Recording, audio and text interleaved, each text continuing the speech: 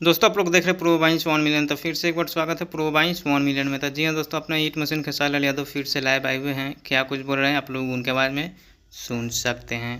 Motion poster release भइल बा नथुनिया 2, जो उनकी सारेगामा हम भोजपुरी से बा, और वो लोग इन के कुछ अलग देखे के मिली। ऐसे जे पूरा भोजपुरी सॉन्ग हऊ, उनमें एक्ट्रेस जे बाड़ी वो डीजी सा, जो उनकी बहुत सारा सलमान सर के साथ हिंदी प्रोजेक्ट कैले बड़ी और भोजपुरी में प्रॉपर तरीका से लिपसिंग कैले बड़ी।